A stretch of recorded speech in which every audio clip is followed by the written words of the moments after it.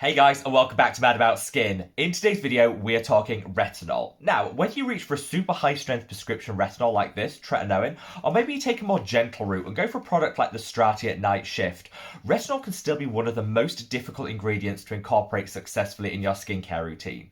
It can lead to dryness, peeling, irritation, and those side effects I think are exacerbated by 5 common mistakes we all make when incorporating retinol. I want to call out these mistakes in this video to really help you guys get the most from the retinol products that you reach for, minimize the sensitivity and irritation, and just make your vitamin A journey that little bit easier. So sit back, relax, let's talk some common retinol mistakes. Now, before we get into this video, just the usual reminder to do all that YouTubey stuff. If you haven't already, if you could reach down and give this video a big thumbs up and a like. I don't measure my own worth and success in life based on the number of likes I get, because that is never a healthy approach. But unfortunately, YouTube still does. The more likes a video gets, the more widely it's distributed on the YouTube platform. I want as many people as possible to hear this message, because I think these 5 common mistakes could be holding people back from getting the maximum results from their retinol. So by giving the big video a thumbs up and a like is just one way of helping me to achieve that. This is actually part of a series that I'm running here on the channel. I've already covered 5 common mistakes when using vitamin C, and I'm going to leave a link to that video up there. Definitely worth checking out, because what I want to get from this series is I think over the past year we've really honed in our skincare routine, chosen the products and the ingredients that work really well for us. So now it's time to make sure that we're getting the most out of those ingredients we've chosen.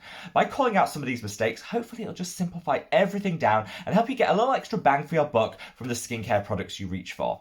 But in true Mad About Skin style, shall we cut the waffle and just delve straight on in? And the first mistake concerns this area, the neck. Now, the neck is one of the first areas to show the signs of aging on the body. It's also one of the most sensitive. So I know a lot of people out there say, I would love to use a retinol on the neck for the anti-aging benefits, but my skin just cannot tolerate it. I get the redness, the peeling, the irritation, all symptomatic of an impaired skin barrier in that area, so I've just given up. This was definitely my experience when I first used retinol on the neck. There's a couple of things you need to know.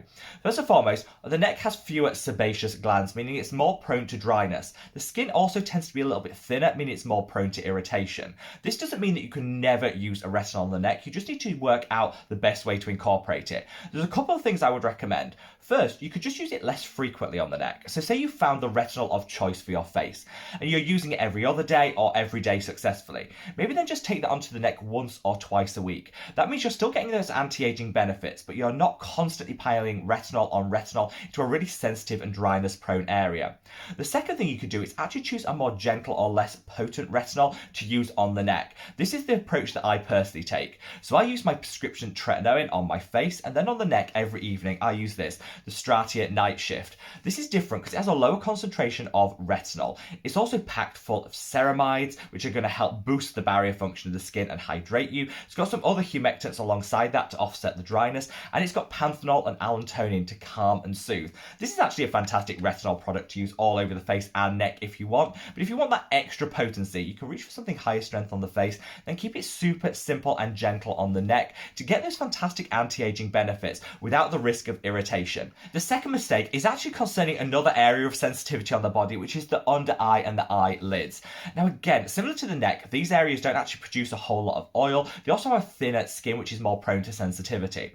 One thing I would say, whether you can successfully use a retinol under the eye will all depend on your individual skin type. You might want to go for something more gentle in the form of an retinol eye cream. A couple of my favorites of these, this is the Revox Retinol, which is super gentle, fantastic under the eye. Or you could reach for the Dr. Sam Bunting Flawless Eye Serum, which again contains bakuchiol, which is a much more gentle, natural alternative to retinol that will give you those anti-aging benefits without the redness or irritation. Whichever product you choose to use under the eye, whether it's your full strength retinol or one of these eye creams, I would never take it to the lash line.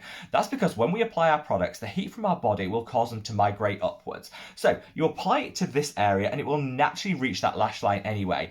You don't want to get a retinol anywhere near your eye, because some studies have shown if you used it too closely to the eye, certain retinols can actually cause eye dryness, which is not a good thing, and I just would recommend keep it away from that area. Apply underneath and just allow the body to naturally migrate that product to where you want those anti-aging benefits. This is a top tip that I learned a couple of years ago, and honestly, as a result, I got so much easier transition into using a retinol in the eye area. The third mistake we all make is expecting overnight and immediate results. Now, I know this all comes from the fact that people say retinol is super potent, super high strength, which is why you get all those side effects. This is absolutely the case. You know, vitamin A derivatives are super potent on the skin. However, no topically applied skincare product is going to deliver overnight results. That's because our skin actually turns over once every 28 days. So you really need to wait a minimum of 4 weeks to start seeing those benefits and those outcomes.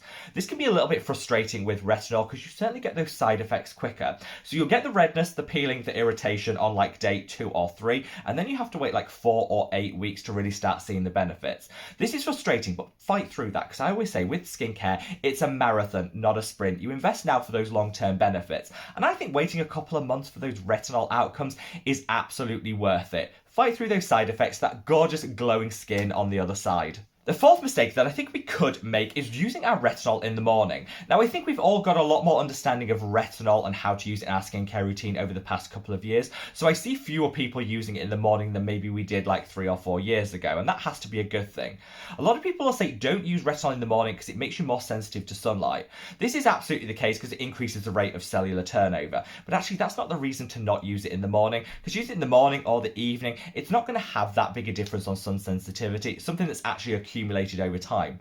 The reason we say to use it in our evening skincare routine is vitamin A is actually broken down with UV radiation. So to get maximum potency from the product that you're reaching for, use it in the evening, allow it to work for you as you sleep. Don't use it in the morning where potentially it could be broken down by that sunlight, meaning you're getting less bang for your buck from the retinol product that you reach for.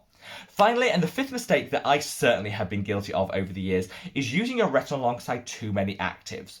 We talk about never using retinol alongside exfoliating acids, high potency vitamin C's or benzoyl peroxide, all other ingredients that are potentially irritating on the skin and also increase cellular turnover. This is absolutely the case. I wouldn't use those 3 alongside a retinol in a skincare routine. But I just be a little bit more mindful overall about the actives that you're using alongside your retinol.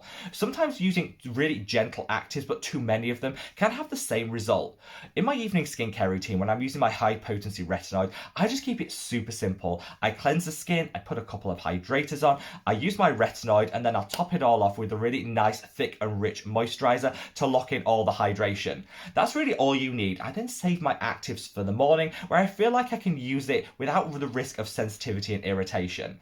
I definitely made this mistake of powering on with all my harsh actives in the same routine as my tretinoin when I first started it, and I paid the price. More redness, peeling and irritation, and as a result I think I got fewer positive outcomes as well. So definitely would say keep it super simple, add a little extra hydration to the routine, but take away some of the other actives when you're using your retinol in the evening and save those for your morning skincare routine. So there you have it, guys, a rundown of 5 common mistakes we all make when it comes to incorporating retinol into our skincare routine. There is zero judgment here. I've been guilty of all of these in the past. The reason I wanted to film this video is really just to educate people, to help them on their retinol journey. Hopefully these hints, tips and hacks will just help you get the most out of whichever retinol product you choose to reach for. I would love to know your personal preferences and recommendations in the comment section below. Wherever you are in the world, guys, stay safe, stay well, and love your skin. Take care. Bye.